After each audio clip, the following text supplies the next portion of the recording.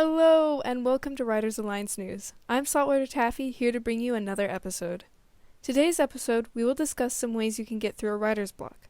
A writer's block is essentially when a writer is having trouble moving forward with their work and feels unable to make any more progress with their writing no matter how far into it they are.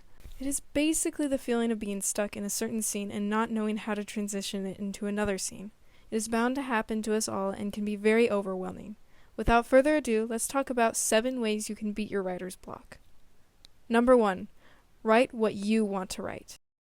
While it's obvious all writers are trying to make their original work, especially their own, it can get very unbearable with having to deal with other components of writing. These components can include punctuation, grammar, and organization, and even include things like what other people say or what other writers have written that can be a distraction for an already busy brain.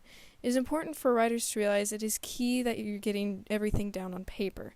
Just get it all down, whether or not it's messy. Write down a scene you've been looking forward to, or write down some dialogue that might not fit entirely yet. Just have it all ready for when you're ready to revise. Number 2.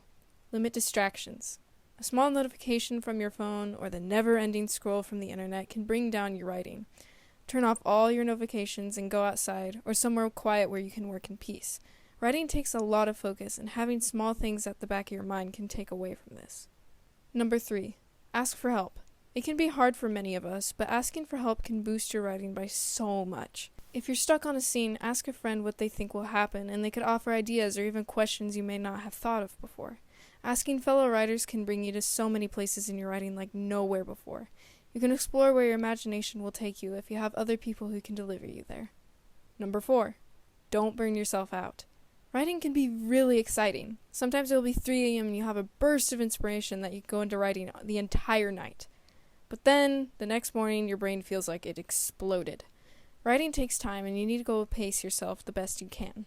Go on writing, but don't write so much you kill yourself. If it feels like you've been writing for a little too much, go out for a walk and let your brain rest. This one can be a struggle to a lot of writers, as your mind can wander away from what you're writing about, but writing shouldn't injure you. You should still be staying happy and healthy.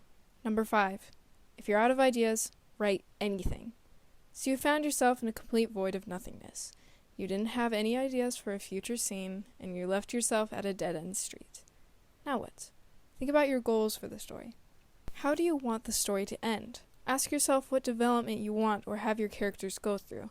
Now think about what you want your reader to learn from the story. Build off from there. Small things like wanting your character to go to a specific place or have them meet another character can create more to your book. Eventually you will build ideas from something small. Number 6. Ask what other writers do to beat a block. Everyone comes from different views and different stories, so everyone will have different tips to helping you with your writing.